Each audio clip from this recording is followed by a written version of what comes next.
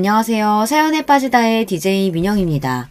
오늘 사연자님은 정신없이 팍팍한 현실에 치여 살다가 잊고 있었던 과거를 다시금 떠올리게 하는 사건이 있었다는데요. 과연 어떤 사연인지 들어보시겠습니다. 오늘도 두 가지 사연 준비되어 있는데요. 끝까지 들어주실 거죠? 그럼 오늘의 사연 바로 시작해 볼게요. 구독과 좋아요 잊지 말고 꾹 눌러주세요. 안녕하세요. 저는 50대 여자입니다. 어느새 제 나이가 벌써 반백살이네요. 저는 이 나이 정도 되면 아이들 다 키우고 남편이랑 편안하게 안정적인 가정을 꾸리고 살 줄 알았어요. 그런데 현실은 그렇지가 않네요. 저는 20대에 식당을 하기 시작해 지금까지 20년 넘게 가게를 하고 있어요. 지난 20년 동안 먹고 사느라 바빠 아이들 크는 것도 못 볼 정도로 정신없이 살았어요. 그러다 보니 저는 집, 가게 하며 제 인생이랄 게 없이 돈만 벌며 살았네요. 그런데 최근에 제 인생에 대해 다시 돌아보게 된 계기가 있었습니다.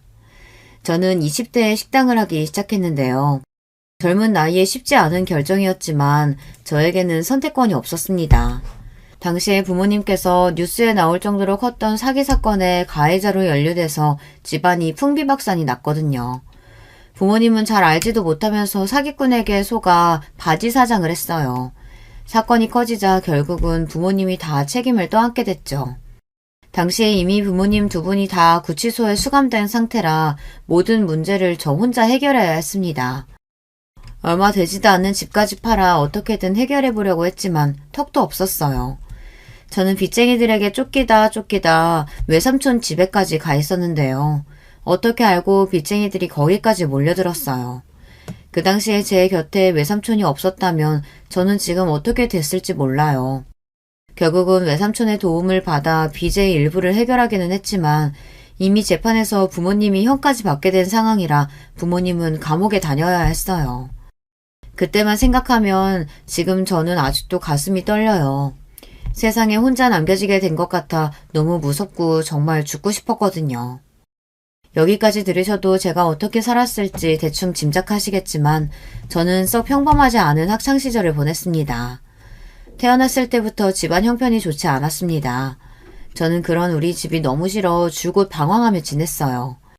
남들보다 사춘기가 길게 왔는지 저는 학창시절 내내 그렇게 부모님을 싫어했어요. 성인이 되어서도 마찬가지였습니다. 돈이 없어서 가난한 건 그렇다 치더라도 저희 부모님은 부모로서 존경할 부분이 하나도 없는 분들이었어요. 부모님 두 분은 시작부터가 엉망이었어요. 둘 다 젊어서 다단계를 하다가 만났다고 하더라고요. 나중에 다단계라는 걸 알고 둘 다 빠져나와 결혼하고 저를 낳고 사셨습니다. 그런데 두 분 다 정상적인 직장 생활을 해본 적이 없다 보니 경제적으로 힘들었대요. 아버지는 도대체 뭘 하고 다녔는진 모르지만 그냥 여기저기 돈이 되는 일만 있으면 따라다니셨어요. 집에 들어오지도 않으셨고요. 어머니도 아버지와 다르지 않았습니다. 화장품, 방문 판매 같은 걸 하시면서 돈을 벌기는 했지만 저를 전혀 돌보시지 않았어요. 아침이면 달걀 딱 하나 붙여서 저에게 먹으라고 주고 알아서 학교를 가라고 하셨어요. 저는 학교가 끝나고 집에 돌아오면 항상 혼자였습니다. 가끔 식당을 하느라 바쁜 외삼촌이 들려 밥도 해주고 용돈도 주시면 그렇게 좋았어요. 그래서 그런지 저에게는 부모님에 대한 기억보다 외삼촌과의 추억이 많아요. 외삼촌은 자주 보러 오진 못했어도 올 때마다 저를 애틋하게 생각하고 따뜻하게 대해주셨으니까요. 그리고 제 인생에 위기가 찾아올 때마다 외삼촌이 도와줬어요. 부모님이 감옥에 갔을 때도 제가 아무것도 하지 않고 집에 처박혀만 있는데 저를 세상 밖으로 꺼내주셨습니다. 많이 힘들겠지만 그렇다고 이렇게 넋을 놓고 있으면 어떡해. 사람이라는 게 다 먹고 살자면 사는 건데 일어나. 먹고 살려면 일을 해야지. 내가 이제 와서 무슨 일을 해요. 사기꾼 부모한테서 큰 애, 나 같은 애를 누가 써주겠어요. 어허, 이놈 봐라. 누가 써주긴 누가 써줘. 내가 써주지. 삼촌이 어엿한 식당 사장인데 우리 조카가 할 일이 없겠어? 내일부터 가게로 나와. 삼촌이 다 가르쳐줄 테니까. 그 코딱지만한 가게에 내가 할 일이 뭐가 있어요. 삼촌 혼자 먹고 살기도 힘들면서. 됐으니까 그냥 가세요. 당시에 저는 삐뚤어져도 한참 삐뚤어져 있었습니다. 외삼촌이 저를 얼마나 걱정하시는지 알면서도 말이 곱게 나오지를 않았어요. 부모 같지도 않은 부모 밑에서 자라다 보니 저는 항상 어른들의 말이 다 헛소리 같았거든요. 더군다나 그때까지는 저는 식당이고 뭐고 아무것도 생각이 없었어요. 삼촌 식당이라고 해봐야 작은 한식당이었는데 제가 거기 가서 할 일이 뭐가 있겠어요. 그래, 네 말이 맞아. 삼촌도 코딱지만한 가게 하면서 혼자 먹고 사는 게 너무 힘드니까 똑똑한 우리 조카가 삼촌 좀 도와줘라.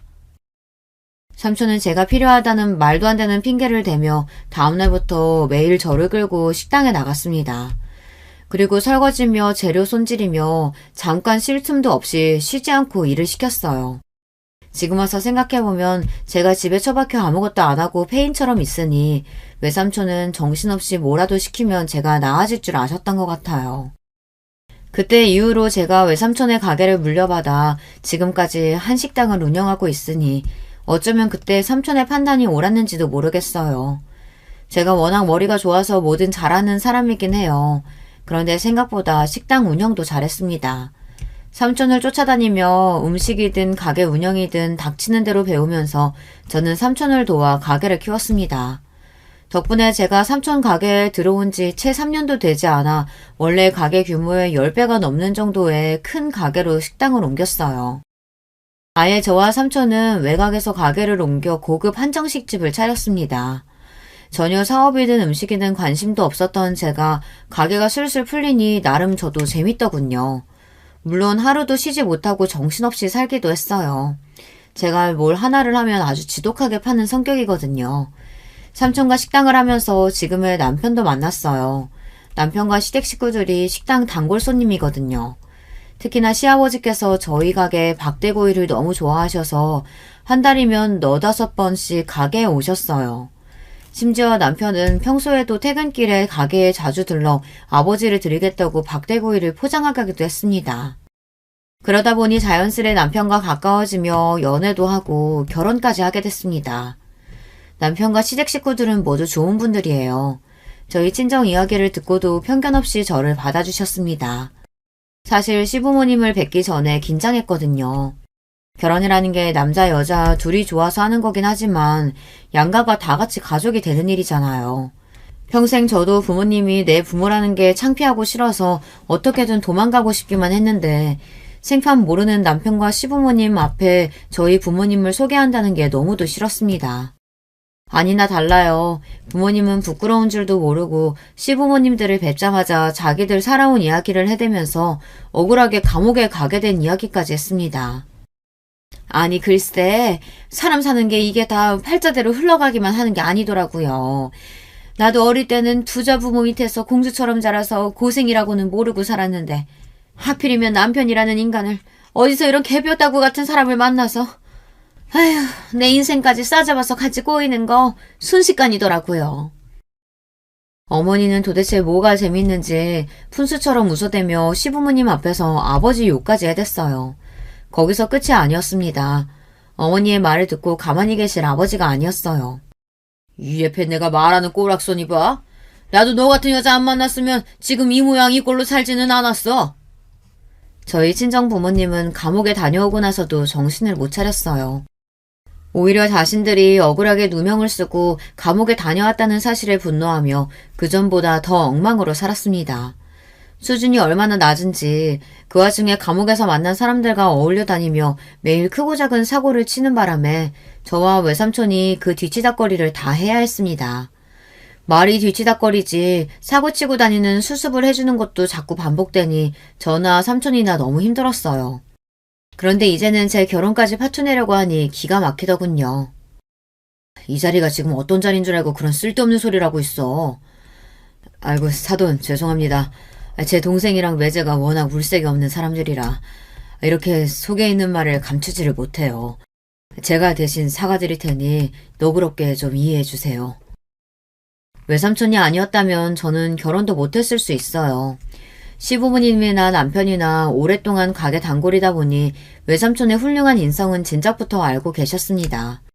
결혼도 안 하고 조카인 저를 일찍이 걷어 키우다시피 하셨으니 그 사실을 다 알고 계시다 보니 저희 집안 사정도 다 알고 있었죠. 그날 상견례가 끝나고 돌아오는 길에 저희 부모님께 선전포고했어요.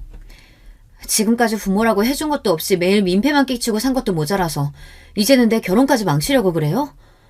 오늘이야 어쩔 수 없이 시부모님이랑 인사하는 자리니까 같이 나온 거지만 앞으로는 결혼해도 괜히 부모 노릇 하려고 하지 마세요. 그냥 지금까지 한 것처럼 저한테 내내 무신경하게 하시면 돼요. 알았죠? 저는 상견례 내내 참고 있었던 말을 퍼부었습니다. 부모님은 얼굴을 붉히며 저처럼 싸가지 없는 딸녀는 아마 세상에 없을 거라고 궁시렁거렸습니다. 하지만 저는 그런 소리를 들어도 일절 신경 쓰지 않았어요. 애초에 어릴 때부터 욕이라는 욕은 다 듣고 커서 그런지 타격감도 없었어요. 솔직한 심정으로는 부모님과 평생 안 보고 살아도 상관없다 싶을 정도였죠. 이런 속마음을 혹시나 누구에게 들킬까 혼자만 마음으로 삭히고 살았습니다. 아무리 부모가 엉망이고 자식에게 해준 게 없어도 자식으로서 그런 말을 한다는 게 불효 중 불효잖아요. 그래도 제가 지금까지 부모에게 참고 산 게 있는데 이제 와 망치고 싶지 않았습니다. 그런데 항상 우리 집은 부모와 자식 간 관계를 망치는 건 자식이 아니라 부모였습니다. 한 번은 이런 적이 있었어요. 결혼하고 얼마 뒤 갑자기 연락도 없이 부모님이 우르르 사람들을 데리고 식당에 온 적이 있습니다. 저는 부모님의 등장에 이미 심기가 뒤틀려서 상종하고 싶지도 않았습니다. 그런데 착한 삼촌은 어느새 부모님에게 가서 웬일이냐고 안부를 묻고 부모님이 데려온 손님들에게 인사까지 하고 있더라고요. 저는 답답했지만 끼고 싶지 않아 멀리서 부모님을 지켜보기만 했습니다. 그런데 역시나 사람은 변하지를 않습니다. 데리고 온 사람들도 다들 뭐라는 사람들인지 하나같이 사기꾼들 같았어요. 주고받는 대화들도 다들 자기 자랑하기 바쁘고 허세만 부렸어요. 거기까지도 저도 그러려니 했습니다. 어릴 때부터 항상 봐왔던 광경이니까요. 그런데 문제는 부모님이고 같이 온 일행들이고 하나같이 다 저희 가게 직원들에게 무례하게 굴었다는 겁니다. 반말하는 건 기본이었고 서빙이 늦었다면서 자꾸만 험상궂은 얼굴로 소리를 질렀어요. 심지어 몇몇은 술에 취해 행패까지 부렸습니다. 저는 도저히 참을 수가 없어 부모님께 다가갔어요. 다 드셨으면 행패 그만 부리시고 사람들 데리고 이제 그만 돌아가세요. 저 나름대로 최대한 정중하게 말한 거예요. 생각 같아서는 경찰을 불러서 다 식당 밖으로 끌어내고 싶었습니다. 그런데 그 순간 부모님 두 분 다 표정이 싸하게 굳더군요. 그러더니 한다는 말이 가관이었습니다. 얼씨구, 이게 기껏 먹이고 재우고 다 키워놨더니만 혼자서 큰 줄 알고 싸가지 없이 구는 꼴 좀 봐. 당신은 도대체 자식 새끼를 어떻게 키웠으면 딸년이 저 모양 저 꼴이야?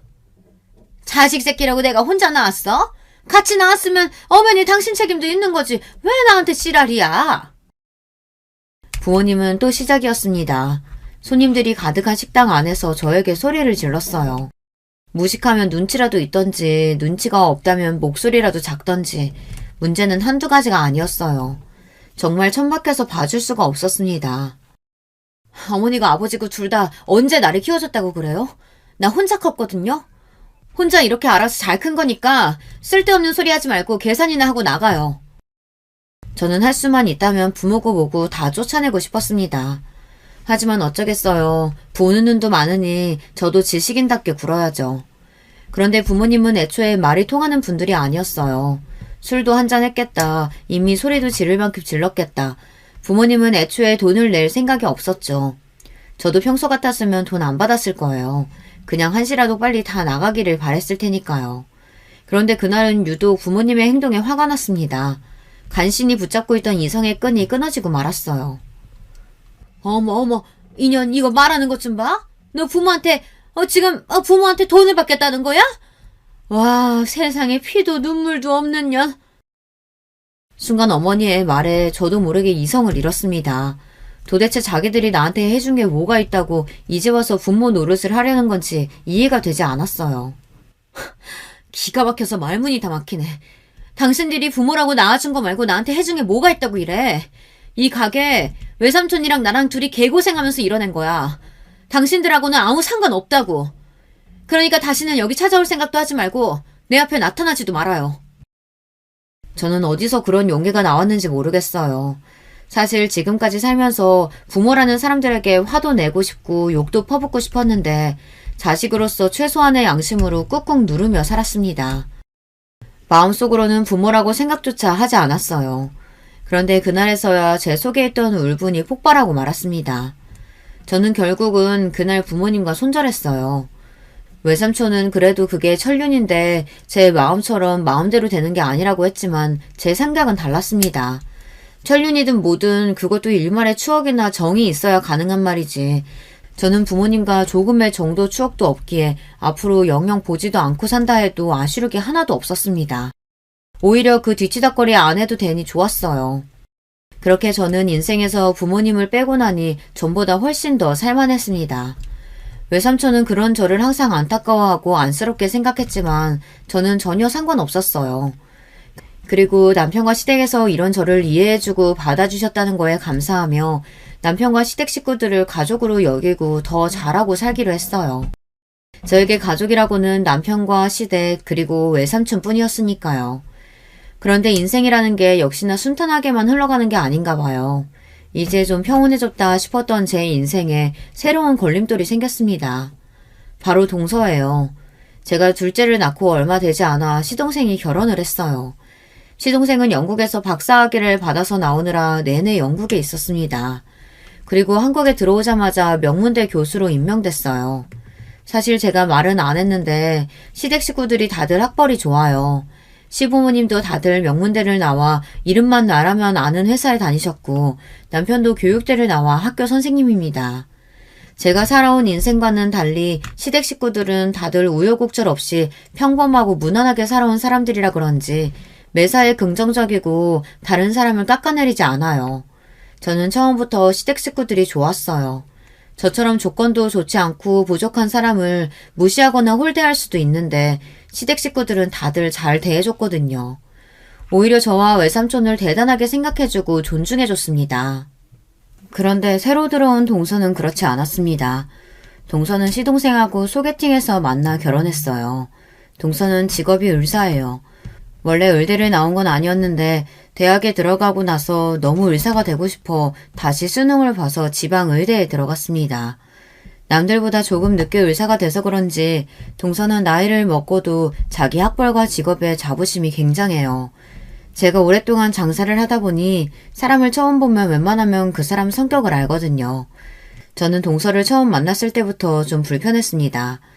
사람을 볼 때마다 무례하다 싶을 정도로 꼬치꼬치 묻고 자꾸만 제 앞에서 자기 잘난 척을 했어요. 처음 만났을 때부터 그랬습니다. 동서와 시동생이 결혼하기 전에 동서와 저는 저희 가게에서 처음 만났어요. 시동생의 가게에 밥을 먹으러 왔는데 옆에 있는 여자를 여자친구라며 제게 소개하더라고요. 당시에 제가 조금 바빴어요. 다른 지역에 분점을 내기로 해서 직원들과 회의하느라 정신없이 바빴죠. 그래서 잠깐 인사만 하고 따로 이야기를 많이 나누지는 않았습니다. 그러다 식사를 마치고 돌아가는 길에 시동생이 차를 가지러 간 사이 잠깐 이야기를 나눴어요. 그런데 저는 아직도 그때 동서와 나눴던 대화가 잊혀지지를 않습니다. 의사라더니 생각보다 좀 특이하다고 느꼈거든요. 얻어먹으러 온 건 아닌데 계산을 안 받으셔서 괜히 죄송하네요. 제가 원래 어디 가서 밥 얻어먹고 다니는 사람이 아니거든요. 나중에 병원 동료들이랑 한번 와서 많이 팔아드릴게요. 시동생이랑 여자친구이니 저는 당연히 계산을 안 받았습니다. 그런데 동서는 아무래도 마음이 쓰였는지 저에게 따로 와서 인사를 하더라고요. 아니에요. 앞으로 가족이 될지도 모르는 사이인데 언제든 오면 제가 밥은 대접할 수 있죠. 에이, 얘기 들어보니까 요즘 자영업자들 다 힘들다고 난리던데. 그렇게 장사해서 언제 돈 벌겠어요? 원래 장사는 있는 사람들 상대로 장사해야 안 망하는 거예요. 제가 주변에 아는 병원 교수님이나 의사 동료들한테 홍보 많이 할게요. 기분 탓인지 몰라도 동서는 저보다 나이도 훨씬 어린데도 뭔가 자꾸 저를 가르치려는 것처럼 말하는 것 같았어요. 그날은 저도 잠깐 만나 이야기를 나눈 정도이니 그냥 그러려니 하고 고맙다고 하고 넘어갔습니다. 사람을 잠깐 보고 어떻게 다 판단하나 싶어서요. 그런데 기분 탓이 아니었습니다. 동서는 저와 잘 맞지 않았어요. 사실 맞지 않는 정도가 아니라 불쾌할 때가 많았습니다. 한 번은 그런 적이 있었어요. 동서와 시동생이 결혼한 이후 시댁 식구들과 식사 자리에서 동서와 만난 적이 있었습니다. 사실 동서는 의사라 병원 일이 바쁘다 보니 시댁에 일이 있어도 잘 오지 않았어요. 항상 시동생을 통해서 동봉투만 보내는 것 같더니만 그래도 그날은 시어머니 생신이라고 신경이 쓰이긴 했는지 오긴 왔더라고요. 그런데 그날 동서는 유난히 좀 이상했습니다. 시어머니 생신이라 저는 선물로 시어머니께서 평소 갖고 싶다고 하셨던 안마 의자를 남편과 상의해서 미리 주문해 뒀습니다. 그래서 그날 마침 배달이 왔어요. 아이고, 내가 이러려고 말한 게 아닌데 괜한 소리를 해서 자식들 부담스럽게 만들었구나. 저도 시어머니께서 그 정도로 좋아하실 줄은 몰랐는데 안마 의자를 보시고 너무 좋아하시더라고요. 저와 남편은 잘했다 싶어서 뿌듯해하고 있었습니다. 그런데 그 모습을 보고 동서가 약간 빈정이 상했나 봐요. 어머니께서 안마의자 이야기하셨으면 저한테도 미리 귀뜸해 주시죠. 그랬으면 저도 같이 했을 텐데. 형님 그렇게 안 봤는데 은근 여우세요. 형님 혼자 어머니 사랑 독차지하고 싶으셨어요? 동서는 실실 웃으면서 말했지만 그 말 속엔 뼈가 있는 것 같았습니다. 동서가 언제 시댁에 일 있다고 얼굴 비춘 적이 있어야 말이지. 매일 얼굴은 보지도 못하고 돈 봉투만 보내는데 내가 동서한테 상의할 시간이 어딨어. 저도 어디 가서 당하는 성격은 아니에요. 더군다나 동서처럼 평생 공부만 한 사람한테 질 이유가 없었습니다. 저는 제 할 말만 하고 자리에서 일어나 주방으로 갔습니다. 그런데 동서는 아직 말이 안 끝났는지 자꾸만 제 뒤를 졸졸 쫓아오더니만 일은 안 돕고 자꾸 쓸데없는 말만 걸었어요. 맞다 형님. 저는 몰랐었는데 형님이 하는 식당 외삼촌한테 물려받으신 거라면서요? 와 대박. 형님 그렇게 안 봤는데 금수저셨나봐요. 동서가 며칠 전에 제가 식당에 없을 때 병원 동료들이랑 회식하러 식당에 왔었다더니만 도대체 무슨 소리를 들었는지 갑자기 이것저것 묻더라고요. 그거야 그렇다 치고 아무리 궁금해도 동서가 저더러 금수저니 어쩌니 하는데 그 소리는 좀 듣기 거북했습니다. 물려받은 건 아니고 외삼촌이 식당을 원래 하고 계셨었는데 내가 일 좀 배우러 들어갔다가 지금은 아예 외삼촌이랑 같이 운영하고 있어. 저는 애써 웃으며 대답했습니다. 동서가 원래 눈치가 좀 없고 궁금한 게 있으면 잘 넘어가지 못하는 사람이라는 건 결혼하고 몇 년 동안 겪으면서 대충 알고 있었거든요. 동서는 그날도 뭐가 그렇게 궁금한 게 많은지 쉬지 않고 꼬치꼬치 캐물었어요. 형님도 외삼촌 결혼도 안 하시고 솔로시라면서요? 그럼 당연히 다 형님 거 되는 거죠 뭐. 거기다가 외삼촌이 할 때 작은 식당이었는데 형님이 들어가고 나서 식당이 그렇게 유명해진 거라면서요. 동서는 도대체 무슨 소리를 하고 싶은 건지 자꾸 식당에 대해서 물었어요. 저는 대충 타이밍이 좋았다고 원래 외삼촌 음식 솜씨가 옛날부터 입소문이 나 있었다고 둘러댔습니다. 그러자 동서가 대뜸 제게 하는 말이 경영학과를 나왔답니다. 제가 장사에 일가경이 있는 게 그런 것 같다고요. 아니, 난 사정이 있어서 대학은 못 나왔어. 20대 때 좀 방황하던 시기가 있었는데 그때 삼촌이 같이 해보자고 해서 장사 시작한 거야.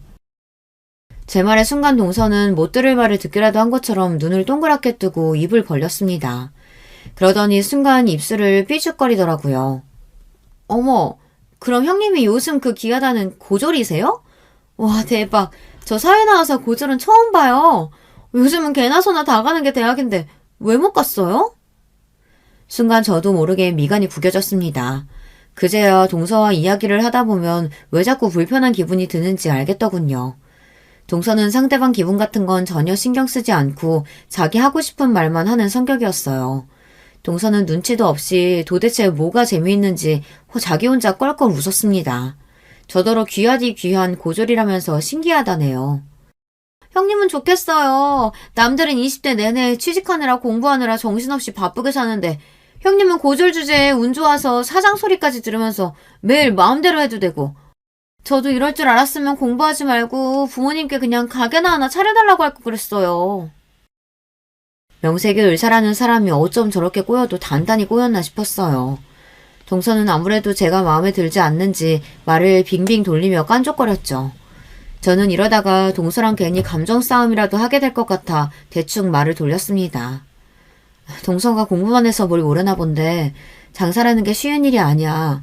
그냥 직장 생활하며 월급 받는 게 제일 좋은 거야.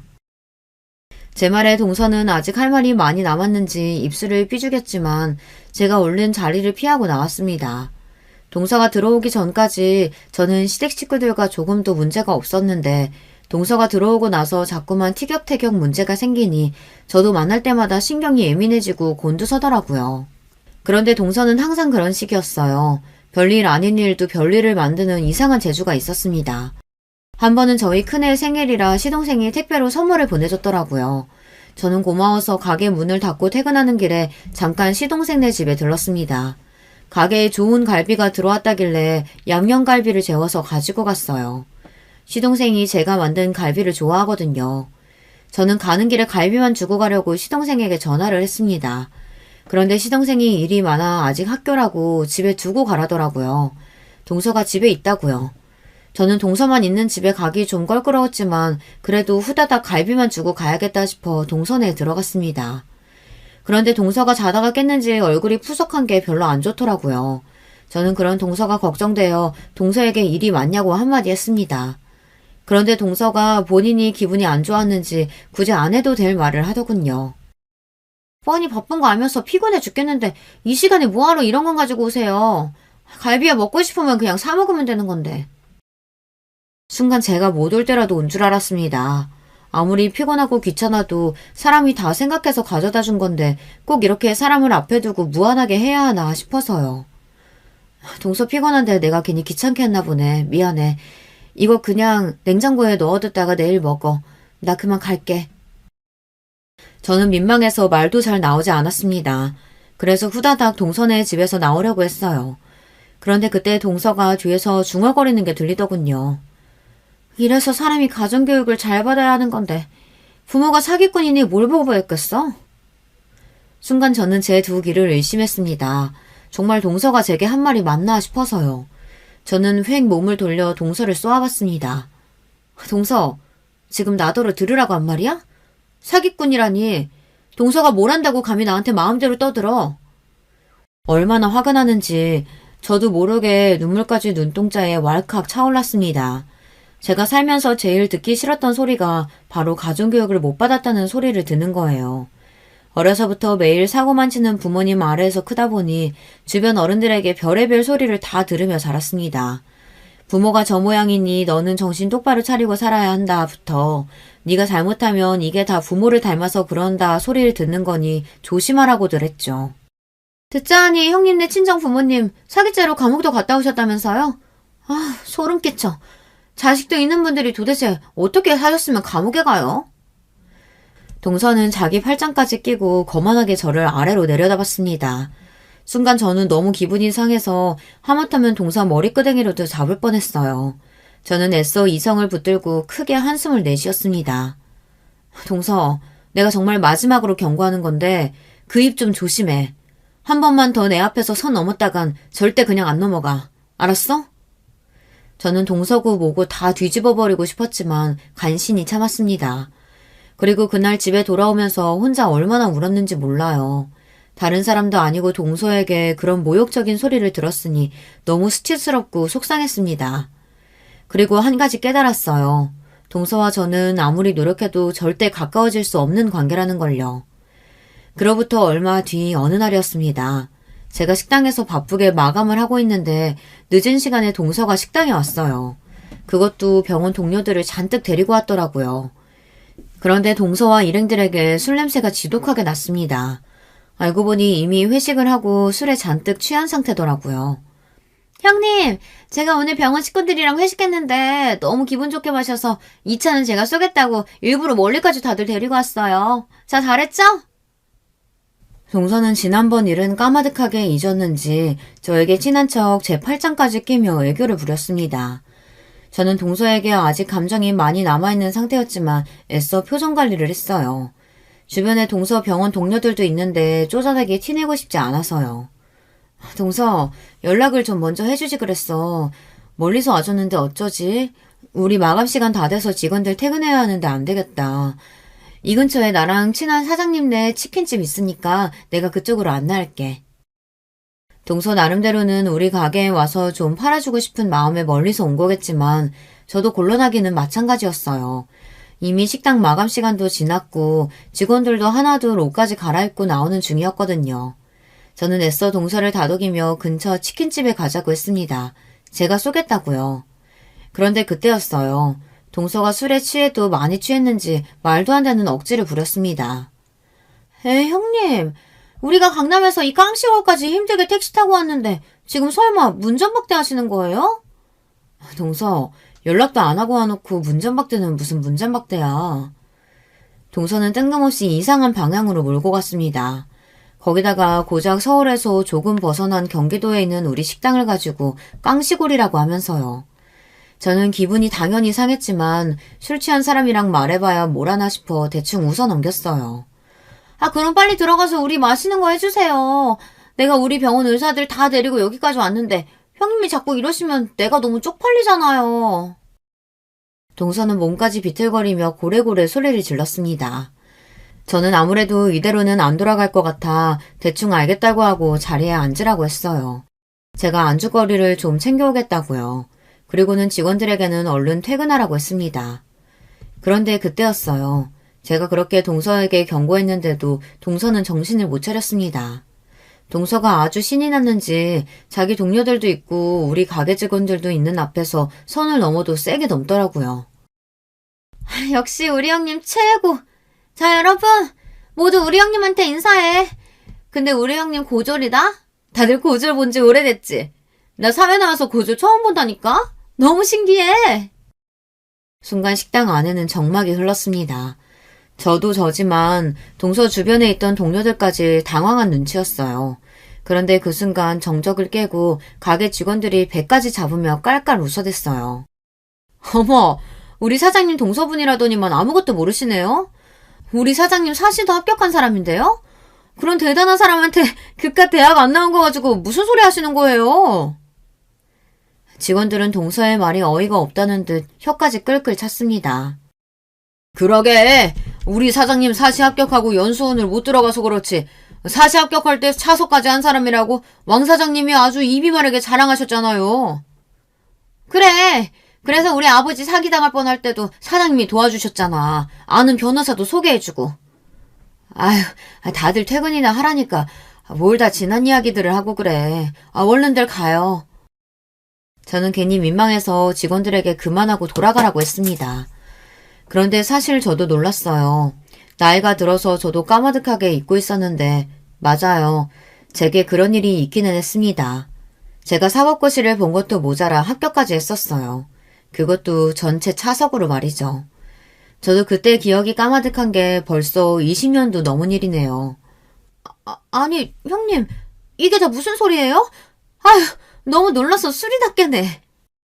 동서는 이게 다 무슨 소리냐면서 눈을 동그랗게 떴습니다. 그러더니 술이 다 깼는지 제게 바짝 다가왔어요. 어머, 동서는 몰랐구나. 내가 고졸인 건 맞는데 사실 사시 출신이야. 차석한 것도 사실이고. 저는 최대한 가슴을 펴고 당당하게 말했습니다. 이런 기분을 느껴보는 것도 얼마만인지 모르겠어요. 사실 사법고시에 합격했다고 해도 제가 지금 당장 변호사도 검사도 아닌데 괜히 우쭐거리며 말할 일이 아니라고 생각하다 보니 지금까지 사람들 앞에서 제가 사법고시에 합격했다는 말을 내세워 본 적이 없었어요. 하지만 외삼촌은 그런 저를 언제나 자랑스럽게 여기셔서 보는 사람마다 자랑하고 다녔습니다.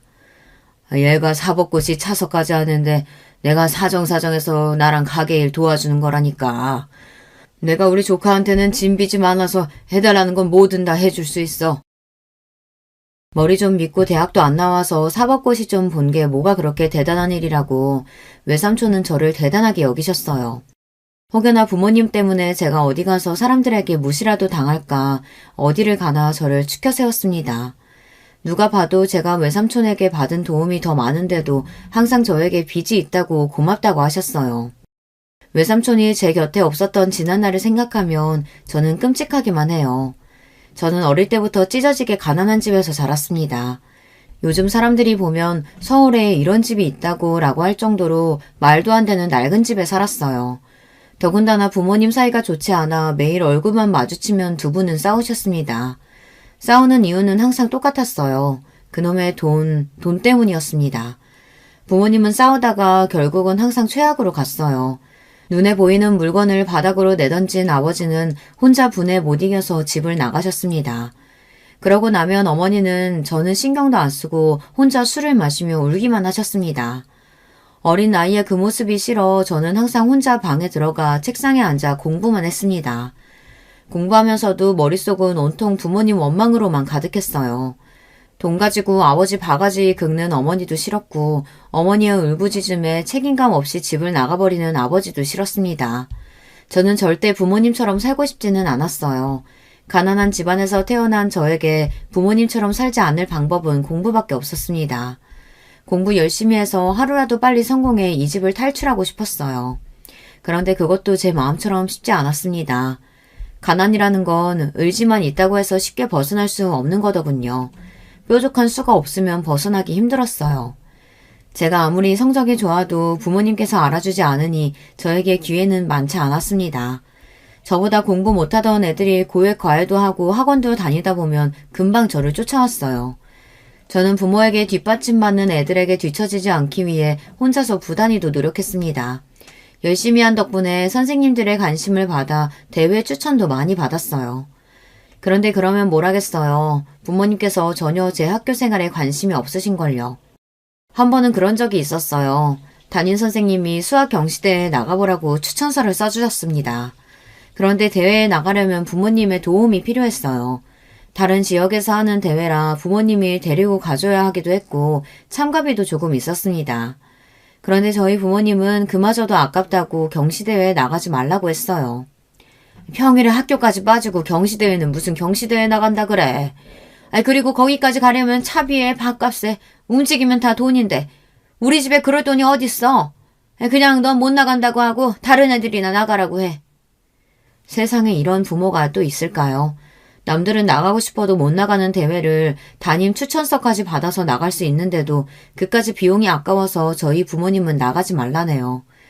저는 그때 태어나 처음으로 가장 큰 절망감을 느꼈던 것 같아요. 어린 마음에 내가 아무리 노력해도 열심히 해도 소용없구나 싶었죠. 그런데 그때 마침 집에 놀러와 있던 외삼촌이 저와 어머니가 하는 대화를 듣고 어이가 없다는 듯 어머니를 나무라셨어요.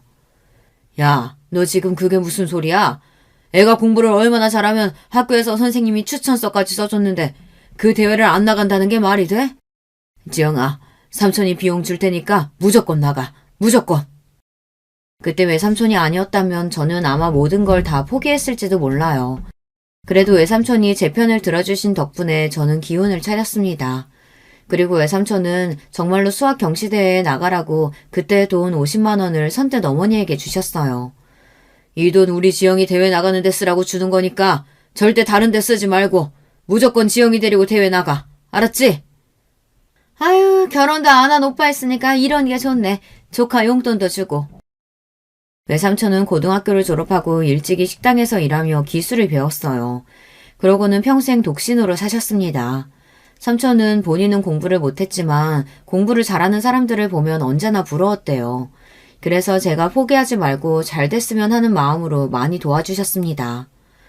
우리 집에서 이런 머리가 나오기 힘든데 삼촌이 우리 하나뿐인 조카 팍팍 밀어줘야지. 앞으로 공부하다가 필요한 거 있으면 언제든 삼촌한테 말해. 그전까지 외삼촌은 장남이 장가를 안 갔다는 이유만으로 집에서 골칫덩이 취급을 받았었는데 저에게는 달랐습니다. 그 순간 저에게는 영웅이나 다름없었어요.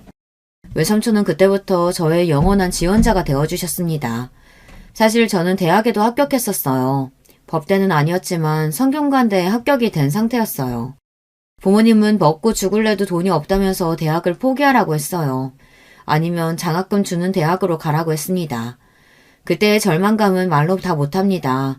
매일 밤 이불을 뒤집어 쓰고 혼자 울었어요. 남들은 가고 싶어도 못 가는 대학에 떡하니 붙었는데도 저희 부모님은 아무도 기뻐해주지 않으셨으니까요. 그때 저는 처음으로 외삼촌에게 도와달라고 전화했어요. 어디에도 부탁할 곳이 없었으니까요. 삼촌, 제가 면목이 없는 건 아는데요. 이번 한 번만 좀 도와주실 수 있어요? 저 대학 등록금 한 번만 내주세요. 제가 다음 학기부터는 무슨 수를 써서든 제가 알아서 할게요. 제 부탁에 외삼촌은 적잖이 놀란 듯 보였지만 그래도 어떻게든 도와주고 싶다고 하셨어요. 삼촌이 지금 당장은 그런 큰 돈은 없는데 며칠 내로 주변에서 금방 구해보마. 그러니까 절대 걱정하지 말고 기다리고 있어. 저는 몇 날 며칠 고민 끝에 외삼촌에게 힘들게 말한 거였어요. 그런데 저는 말을 해놓고도 내가 괜히 말을 했나 싶어 외삼촌에게 죄송했습니다. 결혼도 안 하고 혼자 식당하면서 사는 삼촌 사정 뻔히 다 아는데 제가 괜히 삼촌에게 부담을 주고 힘들게 한 것 같아서요.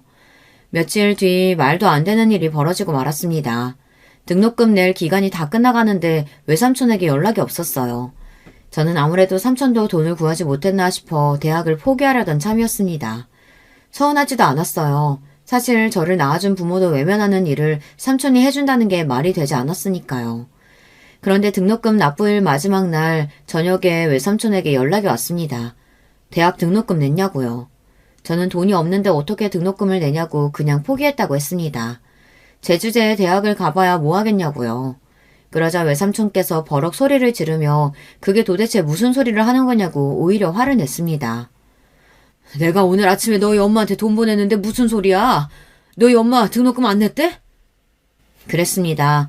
외삼촌은 힘들게 여기저기 발품을 팔고 돌아다니며 제 등록금을 간신히 구해 당일 아침에 어머니께 연락했답니다. 등록금은 학생 보호자가 납부해야 하니까요. 그래서 삼촌은 돈을 구하자마자 곧바로 어머니 계좌로 붙였답니다. 저는 삼촌 말을 듣는 순간 불안했어요.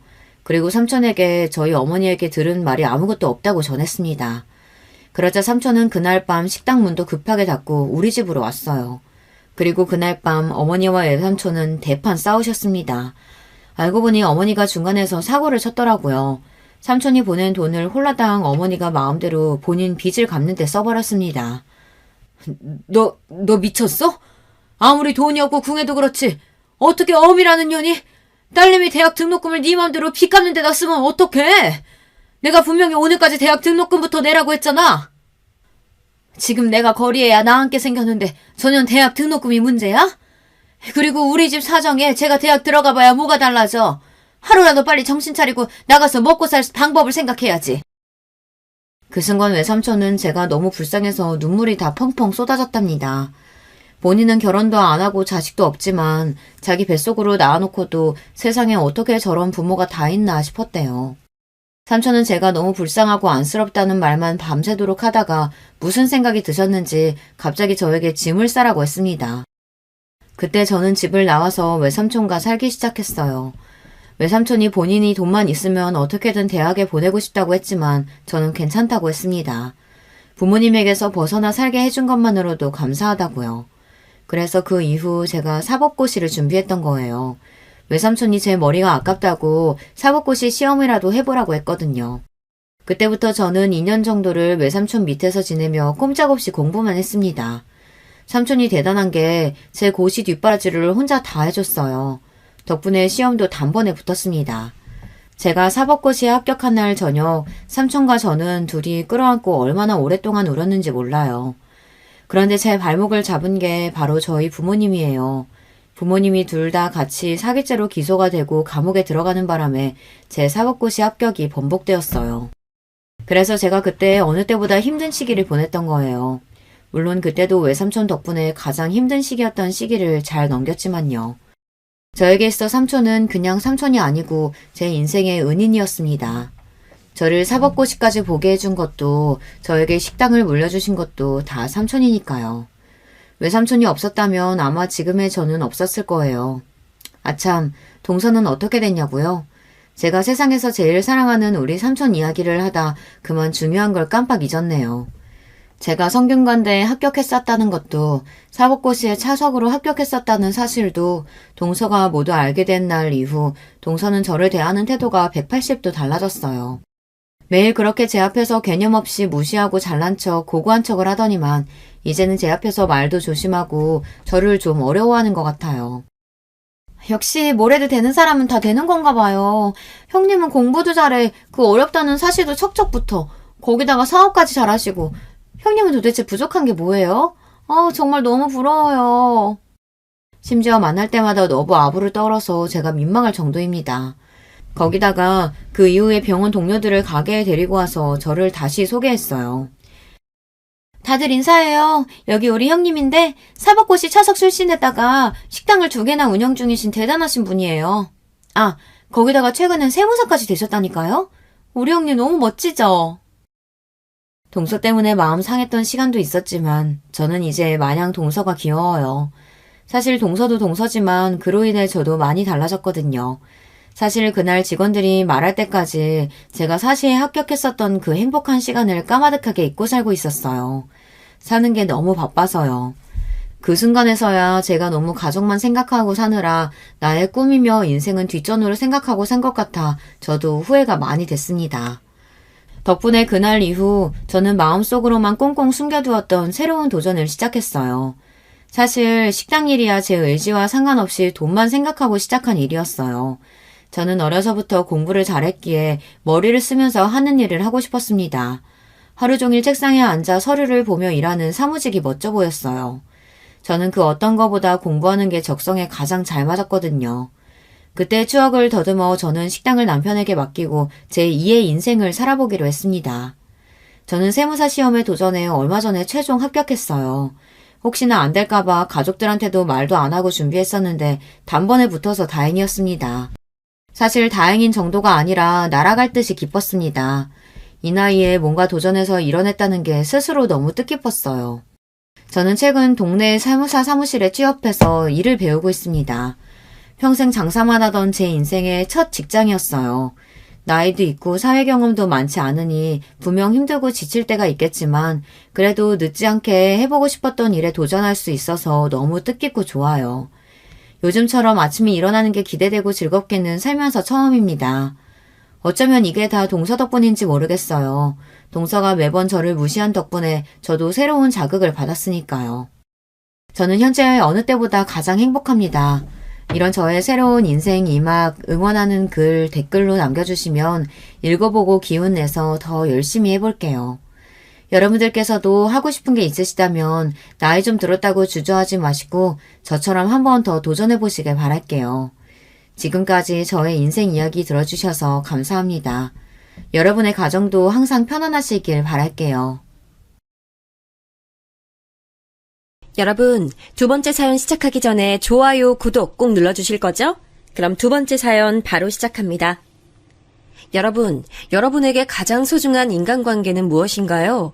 제게 가장 소중한 인간관계는 바로 가족이었습니다. 가족이야말로 가장 소중하고 믿을 수 있다고 생각했죠. 하지만 지금은 모든 관계를 다 정리하고 혼자 살고 있습니다. 이야기를 시작하려고 하니 어디서부터 시작해야 할지 막막하지만 하나씩 풀어내보겠습니다. 남들은 한창 인생을 즐길 나이라는 20대에 저는 회사에 입사해 일에 인생을 다 걸고 살았습니다. 그 이유는 바로 집안의 빚 때문이었죠. 저는 열심히 일해서 돈을 많이 벌어 얼른 빚을 다 갚고 싶었기에 쉬는 날 없이 일에 매진했습니다. 그렇게 10년 넘게 일했나요? 앞만 보며 달리니 어느새 빚도 다 갚았고 남들이 부러워하는 위치까지 올라갈 수 있었습니다. 그런데도 20대처럼 일하는 절 보던 주변 친구들은 이제 일은 적당히 하고 좀 즐기면서 살라고 말하더군요. 너 일 열심히 하는 건 좋은데 이젠 즐기면서 살 때도 되지 않았어? 그렇게 일만 하다간 너 나중에 놀고 싶어도 못 논다. 그때 저는 친구들의 이야기를 듣고 많은 생각이 들었습니다. 이제는 빚도 없고 친구들 말처럼 즐길 때가 되지 않았나 싶었죠. 저는 얼마간 고민하다가 더 늦기 전에 좋은 인연을 찾아보기로 마음먹었습니다. 제 나이 30대쯤 이 나이에 인연 만들기에는 동호회만 한 게 없다는 말을 듣고 저는 들어갈 만한 동호회를 쭉 찾아봤습니다. 그리고 제 맘에 쏙 들고 가장 호평인 배드민턴 동호회에 들어가게 됐죠. 그리고 전 거기서 이제는 전 남편이 된 남편을 처음으로 만났습니다. 남편의 외모는 좋게 말하면 맵시 좋고 깔끔한 인상이었고 나쁘게 말하면 기생오라비 같은 얼굴이었어요. 하지만 성격은 얼굴이랑 다르게 남자답고 화통했어요. 덕분에 동호회에서 남편의 인지도는 꽤 높은 편이었죠. 그 때문인지 동호회의 여성 회원들도 남편에게 호감을 표시하는 일이 비일비재했습니다. 게다가 남편의 얘기를 듣다 보니 동호회 밖의 인간관계도 괜찮고 자기 일도 열심히 하는 것 같더라고요. 저는 동호회 안팎으로 인기가 좋고 운동신경도 좋은 남편의 모습들에 자꾸 눈길이 갔습니다. 그래서 남편이 다른 사람들의 대시를 받고 있다는 걸 알고 있었음에도 제가 먼저 몇 번이나 남편에게 직진으로 다가갔죠. 저와 남편은 나이도 동갑이었고 저도 어디서 호감형이란 말을 많이 들어 조금이나마 자신이 있었습니다만 역시나 인기가 많은 남편은 제게 별로 관심이 없더라고요. 그래서 이 사람은 나한테 아예 관심이 없는 거구나 싶어서 남편을 향한 관심을 접으려고 했습니다. 그런데 웬걸 제가 남편에게 관심을 끊자 그때부터 되려 남편이 제게 저돌적으로 다가오는 거 아니겠어요? 동호회에서 다른 남자 회원들이 아직 초보인 저를 도와주기 위해 손을 내밀면 냉큼 다가와 자신이 대신해주겠다면서 호들갑을 떠는 거예요. 그 모습을 보고 있자니 웃기기도 하고 아니면 남의 연애를 회방을 놓으려는 심보인가 싶어 몇 번 이리 흥 저리 흥 하다가 어느 날 여느 때와 다름없이 절 도와주려 다가온 남편에게 물어봤습니다.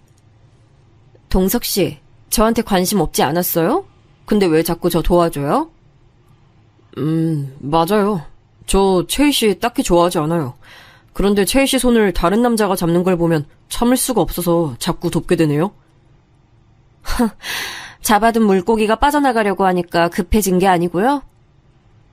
듣고 보니 괘씸한 심보다 싶어 던진 농담에 남편 얼굴이 어찌나 빨개지던지요. 남편은 새빨갛게 붉어진 얼굴로 그런 게 아니라고 하더라고요. 아니긴 뭐가 아니냐고 티격태격 하다가 남편 쪽에서 먼저 사실 절 좋아한다고 고백하더군요.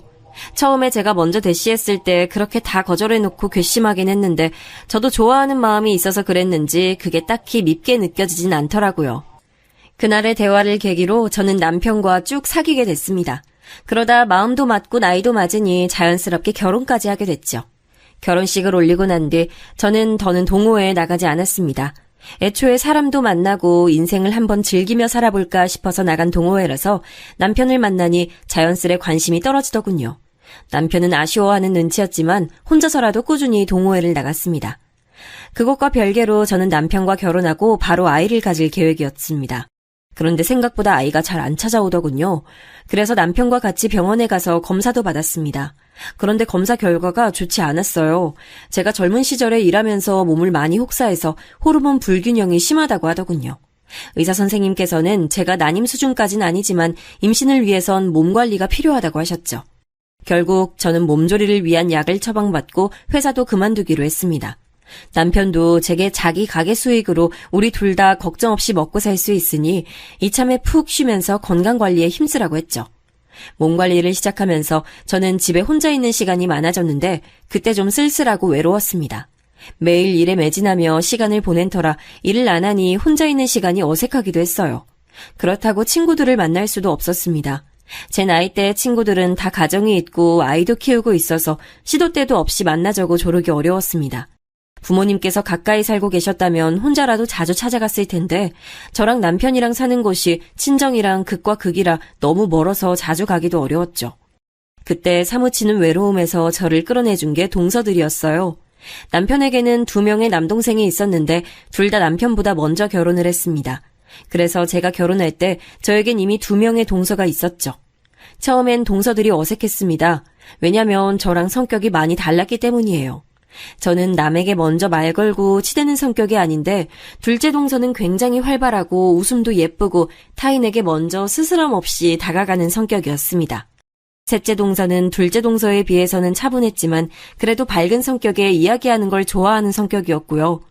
시부모님께선 싹싹한 둘째 동서를 좋아했고 굉장히 믿고 계신 것 같았습니다. 결혼 후 시어머니께서는 집안일은 둘째에게 들으라고 말씀하시기도 했습니다. 둘째가 집안도 잘 챙기고 어른들에게도 참 잘한다고 하시면서요.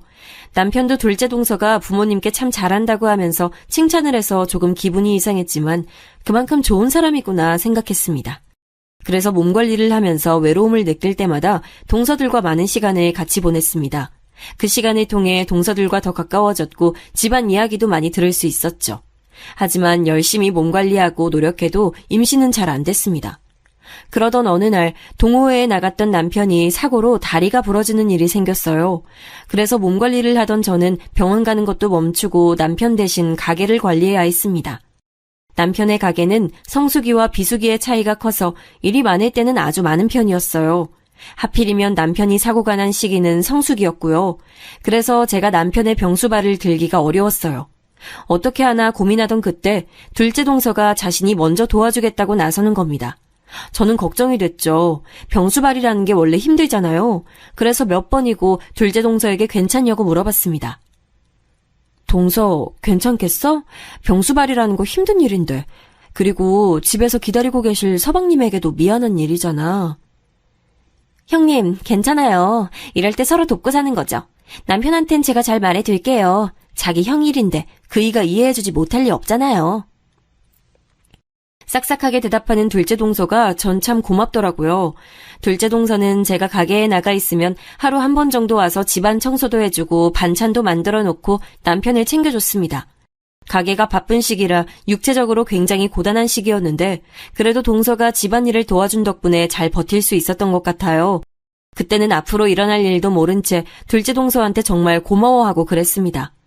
그 시기에 동서는 때때로 제가 퇴근할 때까지 집에서 기다리곤 했습니다.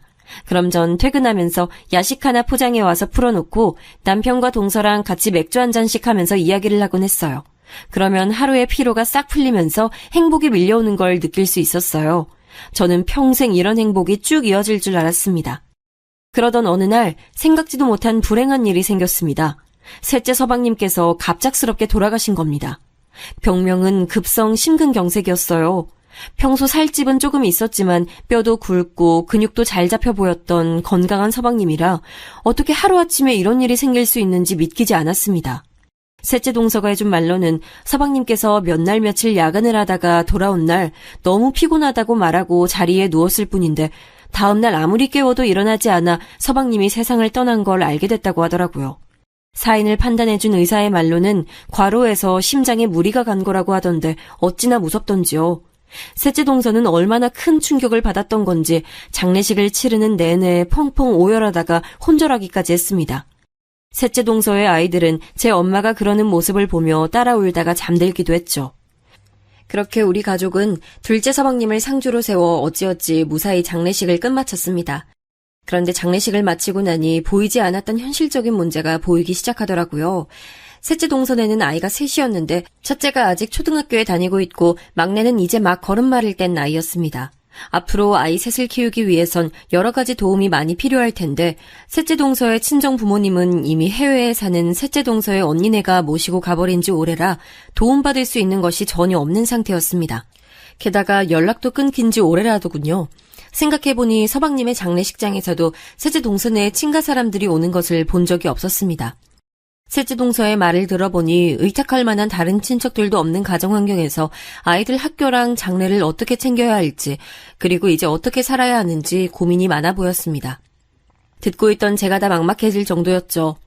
그래서 장례식을 끝마친 이후에 저는 억지로 시간을 내서라도 둘째 동서랑 같이 자주 셋째 동서를 찾아갔습니다. 그때마다 셋째 동서가 힘없이 저와 둘째 동서를 맞이해주는 걸 볼 때마다 마음이 짠해지더라고요. 어느 날 기운을 내라고 말을 하니 셋째 동서가 장례식 이후부터 꾹 닫고 있던 입을 열고 속풀이를 하더군요. 네, 힘내야죠. 그래야 하는데 형님, 저 너무 힘들어서 주택 대출 이자도 내야 하고 아이들한테 들어가는 돈도 만만치 않은데 너무 막막해요. 지금 저축해둔 거랑 적금해둔 거 전부 깨서 다 쓰고 있는데 언제까지 버틸 수 있을지도 모르겠고 게다가 경력이 단절돼서 취직도 잘 안 돼요. 저 이제 어떡하죠, 형님? 저는 동서의 말을 듣고 남일 같지 않아서 너무 가슴이 아팠습니다. 꼭 제 어린 시절을 보는 기분이 들었거든요. 물론 저는 동서와 같은 일을 겪지는 않았지만 셋째 동서의 아이들이 앞으로 겪을 일들이 힘들었던 제 어린 시절과 닮았다고 생각했습니다. 제가 어린 시절에 아버지께서는 사업을 하고 계셨는데요. 갑자기 아버지께서 하시던 사업이 망하는 바람에 집에 억 단위의 빚이 생겼습니다. 아버지는 빚을 갚기 위해 막노동도 마다하지 않고 일을 하셨고 어머니도 생계를 위해 남의 집 가정부살이 일도 하셨습니다. 그렇게 빚을 갚아나가는데도 집안 형편이 나아지지 않아 반지하로 이사가고 온 가족이 계속 빚과 가난에 허덕이면서 살았었죠. 지금 셋째 동서가 겪고 있는 일이 꼭 제 어릴 때 같았고 셋째 동서가 헤쳐나갈 길이 얼마나 힘들지 눈에 훤했습니다. 그래서 셋째 동서의 막막한 마음이 너무나 잘 와닿았습니다. 저는 셋째 동서의 생활고를 모르는 사람처럼 그냥 지나치듯 바라볼 수 없었어요. 아이들도 아직 한창 자랄 시기고 게다가 제가 외로울 때 옆에 있어줬던 셋째 동서를 외면한다면 사람이 할 짓이 아니라고 생각이 들었습니다. 그래서 저는 조금이나마 보탬이 됐으면 하는 마음으로 이전부터 남편 모르게 모아뒀던 제 비상금 1,000만 원을 셋째 동서에게 툭 하고 보내줬습니다. 돈을 보내고 나니 얼마 지나지 않아 셋째 동서로부터 전화가 오더라고요. 형님, 갑자기 형님 이름으로 돈이 들어와서 놀라서 전화드렸어요. 이게 웬 돈이에요? 이거 설마 저 주시는 거예요? 그동안 내가 형님이면서 챙겨준 게 별로 없는 것 같아서 부담 갖지 말고 받아줘, 동서. 그거 내 비상금이라 남편도 모르니까 혹시라도 내 남편 눈치 볼 필요 없어. 그러니까 그걸로 급한 불부터 끄고 아이들 잘 챙기고 동서 마음도 조금이나마 놓였으면 좋겠네. 앞으로 정신 단단히 붙잡고 살아가야 돼. 전화기 너머로 셋째 동서는 울먹이면서 제게 연신 고마워했습니다. 대출이자 막을 돈도 없어서 돈이 급한 상황이었는데 이렇게 절박한 순간에 제가 돈을 내어주니 하늘에서 내려온 동아줄 같다고 정말 감사하다는 겁니다. 저는 감사의 말을 드리려고 한 일은 아니었지만 사람 마음이란 게 칭찬을 들으니 내심 참 뿌듯하더라고요. 그래서 저는 셋째 동서에게 아이들을 맡길 곳이 필요하다거나 앞으로 필요한 것이 있으면 최대한 도와줄 테니 언제든 말하라고 했습니다. 그러자 셋째 동서는 또 감사하다 말하며 울더군요. 그렇게 동서는 어떻게든 정신을 다잡고 생활전선에 뛰어들었습니다. 그렇게 노력한 끝에 셋째 동서는 작은 회사의 사무직 보조로 취업에 성공했습니다. 저는 동서의 좋은 소식에 함께 기뻐했죠. 그러는 동안 부러졌던 제 남편의 다리도 다 나아 좋은 소식이 2배가 됐습니다. 남편은 서방님이 돌아가신 뒤 정말 많이 슬퍼했었는데 그래도 집에서 가만히 쉴 수는 없다며 다시 가게 일을 맡겠다고 하더군요. 모두에게 슬픔이 남아있었지만 천천히 조금씩 모든 게 제자리를 찾아가는 것 같았습니다. 몸이 가뿐해진 남편은 다시 가게를 맡아서 이어가고 저도 다시 몸조리를 시작하기로 했죠. 그러던 어느 날 셋째 동서가 제게 할 말이 있다면서 만나자고 했습니다. 알겠어. 그럼 오늘 우리 집으로 올래? 둘째 동서도 불러서 같이 맛있는 거 먹으면서 이야기하자. 오늘 내가 쏠게. 아니에요, 형님. 오늘은 저희 둘만 따로 만나면 안 될까요? 제가 긴히 드릴 말씀이 있는데 딱 형님께만 드리고 싶은 말씀이어서요. 평소에 셋째 동서가 그렇게 말한 적이 없어서 의아했지만 셋째 동서의 말투가 워낙에 진지해서 저는 뭔가 중요한 말을 하려나 보다 싶었습니다. 그래서 저는 셋째 동서가 하자는 대로 집 근처에 있는 카페에서 단둘이 만나기로 했습니다. 그렇게 기다리고 있으니 얼마 안 있어 셋째 동서가 카페로 찾아왔습니다. 카페에서 만난 동서는 어딘가 안절부절 못하더라고요. 그 모습이 걱정스러워서 무슨 일 있냐고 물어보니 동서는 자꾸만 몇 번이고 말끝을 흐렸습니다. 제가 성미가 급해 바로 퇴근을 하니까 결심한 듯 동서가 조심스럽게 입을 열었습니다. 그런데 셋째 동서가 하는 말들은 하나같이 믿을 수 없을 정도로 충격적인 말들이었습니다. 글쎄, 제 남편이 바람을 피우고 있다지 뭐예요. 형님, 저 농담하는 거 아니에요. 제가 이때까지 비밀로 하고 말씀을 못 드리고 있었는데 이렇게까지 도움받은 처지로 인간적으로 도저히 입 다물 수 없어서요. 둘째 형님, 아주버님이랑 바람을 피우는 사이예요. 그것도 꽤 오래됐어요. 동서, 그게 대체 무슨 말이야? 나 이런 장난 싫어하는 거 알잖아. 장난하는 거면 그만해. 셋째 동서의 말을 처음 들은 저는 셋째 동서가 둘째 동서와 제 사이를 이간질하려는 줄 알았습니다. 사실 셋째 동서가 둘째 동서와 제 사이를 이간질할 이유도 없었습니다만 너무 믿기 어려운 말인데다가 제가 아는 남편과 둘째 동서는 전혀 그런 사이로 보이지 않았기 때문이었어요. 그리고 그동안 남편에게서 받아온 믿음과 남편이 보여온 행동에서 다른 어떠한 이상 징후도 본 적이 없어서 더더욱 그런 마음이 들었죠. 제가 주저하는 낌새를 보이자 동서는 다시금 이렇게 말했습니다. 아니에요. 제가 이런 장난을 치려고 형님께 단둘이 보자고 했겠어요? 사실 저도 끝까지 말 안 하려고 했는데 형님이 이렇게 도와주시는데 제가 어떻게 입 닫고 있겠어요. 정말이에요, 형님. 사실 셋째 동서는 매사에 진지하고 장난이 없는 사람이라 장난으로 이런 말을 하는 건 아닐 거란 생각이 머리에 있었습니다.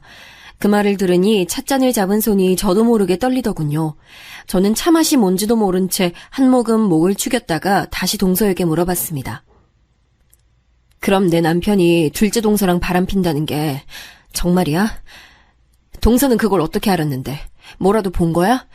그렇게 확신해서 말하는 거라면 증거라도 있어야 되는 거 아니야? 안 그래?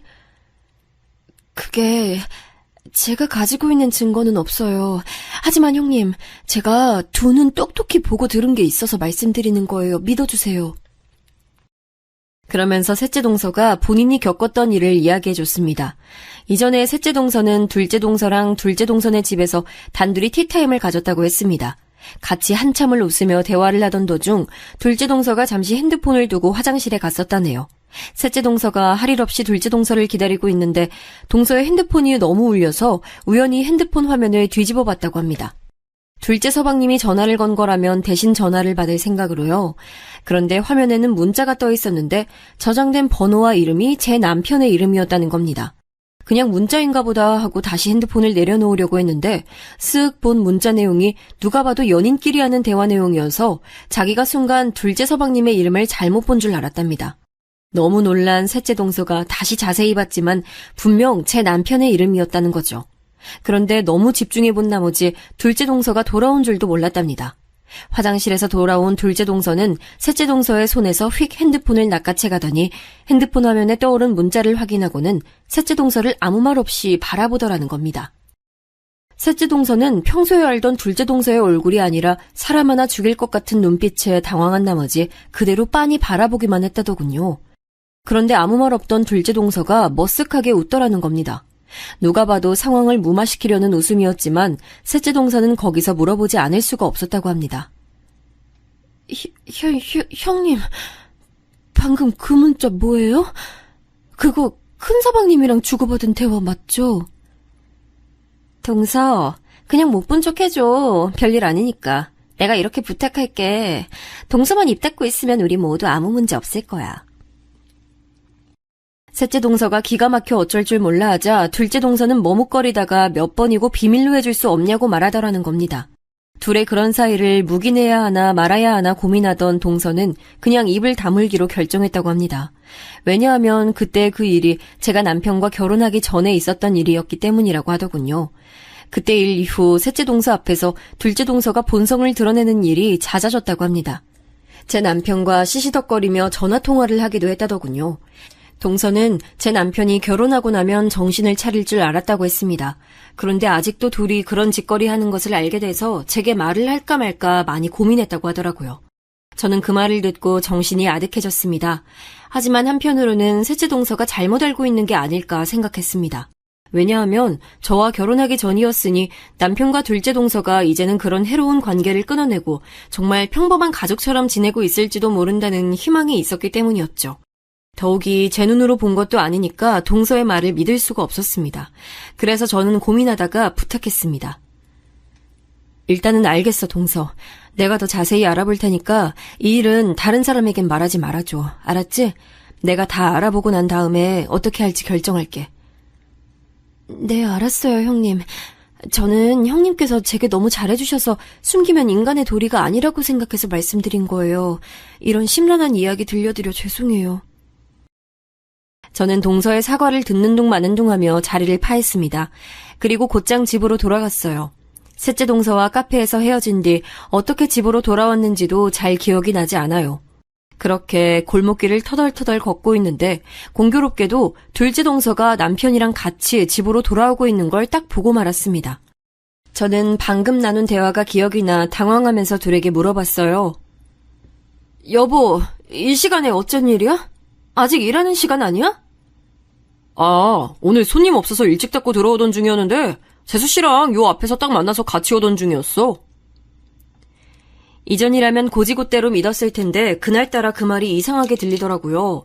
한가한 철이 되긴 했지만 남편이 가게에 손님이 없다고 가게를 일찍 닫고 들어오는 일은 손에 꼽았습니다. 게다가 둘째 동서도 별 이유 없이 찾아오더라도 제게 꼭 연락을 먼저 하고 찾아왔었거든요. 그런데 저는 동서에게 받은 연락도 없었고 남편에게도 일찍 들어간다는 연락을 받은 적도 없었습니다.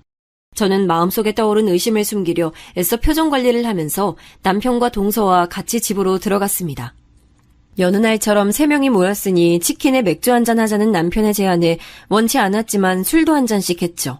원래 저는 맥주 한 병 정도면 취하는데 그날은 마음이 곤두서 있어서 그런지 잘 취하지도 않았습니다. 그리고 그날따라 동서가 남편 보고 웃으면서 어깨를 가볍게 때리는 모습이나 자연스럽게 남편 옆에 자리 잡고 앉아있는 것, 그리고 닭고기 살을 발라내어주는 것까지 이전엔 잘 보이지 않았던 게 보이기 시작하는 거예요. 둘이서 한참을 그렇게 떠드는 걸 억지로 웃으면서 보고 있자니 속이 메스꺼리더군요. 그러다 맥주 3병쯤 나눠 마셨을 때 동서가 제게 말했습니다. 아, 형님, 오늘따라 술기운이 왜 이렇게 빨리 올라오죠? 저 오늘도 여기서 자고 가도 되죠? 안 될 게 뭐 있어. 조금 있다가 이불 펴줄 테니까 거기서 자고 가. 평소에도 동서는 남편이랑 저랑 같이 술 한잔하면 여기서 자고 아침 식사까지 하고 가는 일이 빈번했습니다. 사실 둘째 서방님은 3교대 근무라 밤에 집에 없을 때가 많았어요. 그래서 둘째 동서가 무섭다고 할 때가 많아 제가 먼저 남편에게 여기서 재워서 보내자고 한 적도 있었긴 했죠. 그날은 동서에게 그냥 집에 가서 자라고 하고 싶었지만 셋째 동서에게 들은 이야기를 확인해보고 싶었습니다. 식사 후 뒷정리를 하는 동안 남편은 동서에게 이불을 펴주겠다고 했고 저는 피곤하다는 남편에게 먼저 자도 된다고 했습니다. 그렇게 남편도 침대에서 잠들고 동서도 잠이 들었지만 저는 잠을 이루지 못했죠. 확인할 게 있었기 때문입니다. 저는 몰래 자고 있던 둘째 동서의 핸드폰을 확인했는데 비번이 안 걸려 있어서 쉽게 확인할 수 있었습니다. 의심스러운 것은 하나도 없었고요. 가족 단톡방에서 이야기한 것 말고 남편과 사적으로 대화를 한 흔적도 없었고 전화 기록도 없었습니다. 남편의 핸드폰을 확인해도 마찬가지였습니다. 하지만 그 부분이 이상했습니다. 둘의 핸드폰은 인위적으로 지운 것처럼 서로에 관한 대화 흔적이 아무것도 없었거든요. 둘째 동서는 저랑 남편과 일주일에 한두 번은 꼭 만나고 만나기 전에 전화통화로 연락도 하는 것으로 알고 있는데 그 흔적도 없었으니까요. 저는 온몸에 피가 식는 것이 느껴졌습니다. 직감적으로 둘 사이에 뭔가 있다는 게 느껴졌죠. 저는 제대로 된 증거를 잡기로 마음먹었습니다. 제가 온종일 둘째 동서와 같이 있는 게 아니라서 동서를 파고드는 일은 어려웠기 때문에 매일 집에 돌아오는 남편에게 집중했죠. 남편에게 특별한 흔적이 있나 없나 확인도 하고 몰래 핸드폰을 확인하고 그랬습니다. 그러는 동안에도 저는 셋째 동서가 잘못 알고 있는 거면 좋겠다고 생각했죠. 사랑하는 사람을 계속 의심하는 것은 무척 괴로웠어요. 게다가 남편은 연인 시절에도 일체의 의심스러운 행동을 한 적이 없었고 결혼 후에도 마찬가지였거든요.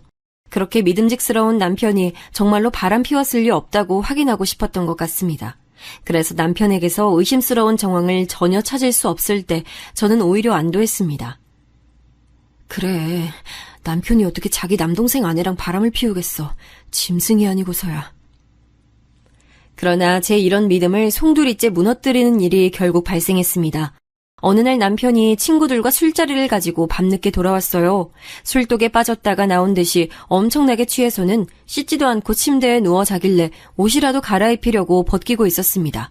그런데 바지가 양쪽으로 묵직해서 이게 뭔가 하고 꺼내봤더니 똑같이 생긴 핸드폰 2개가 나오는 거예요.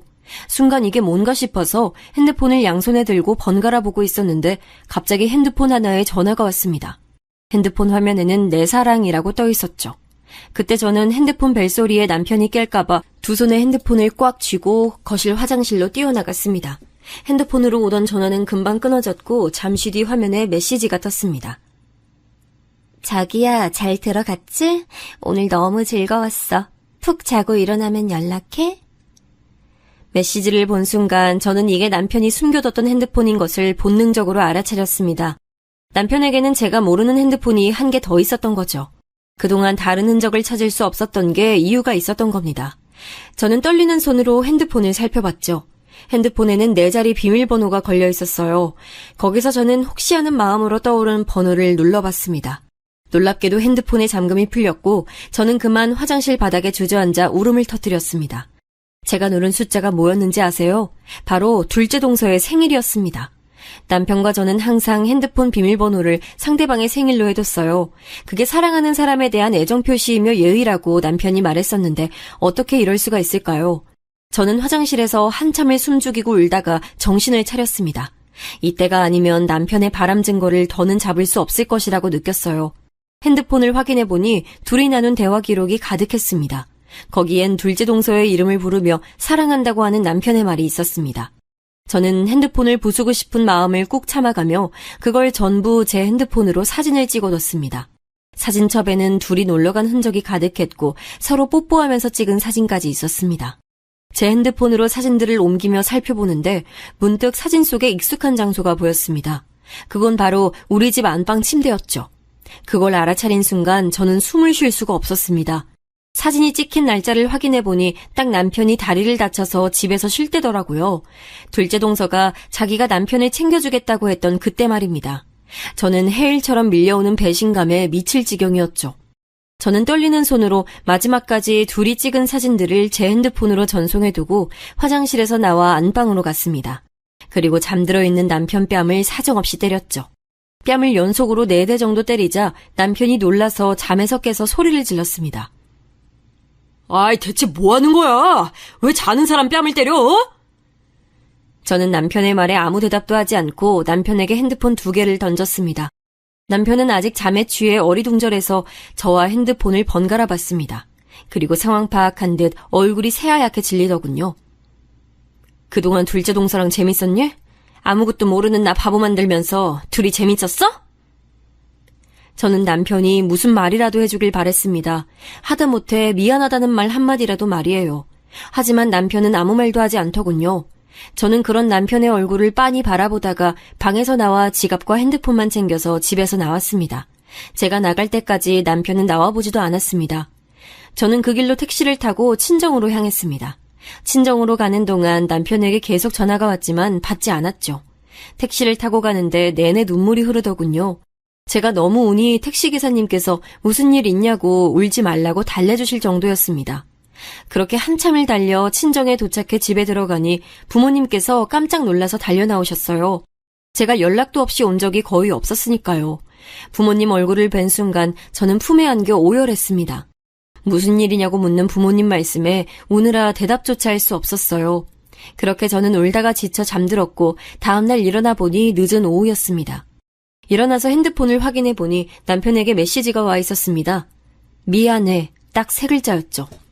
남편의 메시지를 보고 저는 정신 나간 여자처럼 한참 웃었어요. 어이가 없다는 심정이 딱 이거구나 느꼈습니다.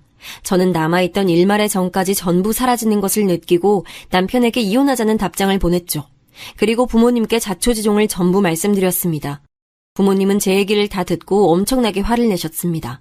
아빠가 당장 남편을 찾아가서 다 뒤집어버리겠다는 걸 간신히 말리고 제가 할 테니 믿고 기다려달라고 했습니다. 그 후 저는 시어머니께 전화를 드려 뵙고 말씀드릴 게 있다고 했습니다. 그런데 시어머니께서는 이미 다 알고 계신다는 듯이 말씀하시더라고요. 그래, 동석이한테 얘기 다 들었다. 네가 뭔가 오해를 한 것 같은데 그러면 말로 풀어야지. 그렇다고 남편 뺨 때리고 집 나가는 아내가 어딨니? 네 이야기 들어줄 테니 우선은 만나서 이야기하자꾸나. 저는 전화로 들려오는 시어머니 말씀에 너무 기가 찼습니다. 아니, 오해라니요. 남편이 어떻게 말했을지 뻔히 보이는 듯 했습니다. 그때 시어머니께서 본인 하실 말씀만 하고 전화를 끊으시는 바람에 말대꾸 한번 못했네요. 덕분에 저는 더 일을 갈고 단단히 준비를 마치고 시댁으로 향했습니다. 시댁에 가니 남편과 둘째 동서 다 같이 있었어요. 제가 집안에 들어서니 남편은 무표정하게 절 바라보고 둘째 동서는 어색하게 고개를 돌리더군요. 제가 시부모님 앞에 앉아 인사도 하기 전에 시어머니께서 먼저 말을 꺼내셨습니다. 너 동석이가 사업 때문에 핸드폰 2개 만들어 놓은 걸 가지고 바람 피운다고 오해한 거라면서? 아내가 남편에 대한 믿음이 있어야지. 그렇게 작은 거 하나 가지고 화내고 남편 때리고 집 나가는 거 아니야. 지금이라도 동석이한테 사과하고 둘이 오해 풀고 다시 잘 지내라. 어머니, 이 사람이 제가 오해한 거라고 그래요? 그럼 결혼한 남자가 다른 여자랑 밤새도록 이야기하고 전화하고 껴안고 남의 집 안방에서 사진까지 찍었는데 그게 바람이 아니라 그냥 오해예요? 시어머니 말씀을 듣자마자 열불이 터지더군요. 저는 바로 준비해간 증거자료와 사진들을 전부 앞에 펼쳐놓았습니다. 이거 보세요. 이게 남편 다른 핸드폰에 있던 대화 기록이에요. 여기 이 이름, 이거 둘째 동서 이름 맞죠? 이거뿐만이 아니에요. 둘이 이러고 찍은 사진도 있어요. 어머님이 보시기에 이게 일반적인 가족 사이 같아 보이세요? 저는 둘이 껴안고 이불을 덮은 채 찍은 사진과 종이로 뽑아간 대화 기록을 내밀었습니다. 제가 내미는 사진을 보고 시부모님도 많이 놀라신 것 같더군요. 이게 정말이냐는 듯 시어머니께서 둘째 동서를 돌아보니 갑자기 둘째 동서가 울음을 터뜨리는 거 아니겠어요? 그리고는 둘째 동서가 갑자기 절 쳐다보더니 한마디 하는 겁니다. 형님, 정말 너무하세요. 이거 다 오해예요. 제가 미쳤다고 아주버님이랑 바람을 피우겠어요? 제가 저희 남편 얼마나 사랑하는데요. 이거 다 형님이 일부러 만드신 거죠? 이렇게 조작하실 정도로 제가 그렇게 싫으셨어요? 뭐? 조작이라고? 그럼 내가 가지고 있는 음성 파일 틀어보면 알겠네. 저는 둘째 동서의 말에 핸드폰을 꺼냈습니다. 다들 아시겠지만 요즘은 핸드폰 통화 내용이 자동으로 녹음되잖아요. 이전에 살펴봤던 남편 핸드폰 안에는 전화통화 중 자동으로 녹음되는 파일들이 그대로 남아있더군요. 그때 저는 혹시나 해서 그중 한두 개를 제 핸드폰에 보내뒀는데 이렇게 쓰게 될 줄은 정말 몰랐어요. 저는 모두의 앞에서 음성 파일을 틀었습니다. 그러자 바로 전화를 받는 남편의 목소리가 나왔어요. 다음은 둘째 동서의 목소리가 나왔죠. 둘이 아주 깨가 쏟아질 정도로 다정하게 통화하더군요. 그 내용을 듣자 둘째 동서의 얼굴은 새파랗게 질렸어요. 시부모님도 충격받으셨는지 아무 말도 못하시더군요. 설마 본인 목소리도 못 알아듣는 건 아니지? 왜? 이것도 내가 조작했다고 말해보지 그래? 제가 둘째 동서에게 쏘아붙이자 남편이 갑자기 제게 막 소리를 질러대더군요. 남의 핸드폰에서 마음대로 정보 빼내서 지금 이게 뭐 하는 짓이야? 당신 이거 명예훼손이야. 이렇게 사람 창피 주는 거 다 고속감이라고. 하, 창피? 명예? 아, 정말 웃긴다. 당신이 창피라는 걸 알아? 훼손될 명예라는 게 있긴 해? 지금 밖에 나가서 지나가는 사람 아무나 잡고 물어봐. 이런 상황에서 내가 한 짓이 더 큰 잘못인지 당신이 핀 바람이 더 큰 잘못인지? 분위기는 삽시간에 난장판이 됐습니다. 남편은 절 고소할 거라고 소리를 질렀고 둘째 동서는 자꾸 제 말이 거짓말이라며 울더군요. 시아버님은 동네 창피하게 이게 무슨 일이냐며 자리를 뜨셨고 시어머님은 충격 때문이신지 뒤로 넘어가려고 하셨고요. 제가 오늘 여기 온 건 진짜 오해를 풀고 이혼하겠다고 제대로 말씀드리기 위해서였어요. 당연히 이혼 소송 할 거고요. 동서한테도 상간녀 소송에서 위자료 청구할 거니까 그렇게 알고 계세요. 마지막 할 말까지 다 하고 시댁에서 나오는데 둘째 동서가 맨발로 달려나와 제 다리를 잡더군요. 형님, 제가 잘못했어요. 정말 제가 너무 잘못했고 다시는 이런 일 없게 잘할게요. 그러니까 제발 소송만은 말아주시면 안 될까요? 저 이 일 남편이 알면 이혼당해요. 저 이혼당하면 갈 곳도 없어요. 제발 소송만은 참아주세요. 네?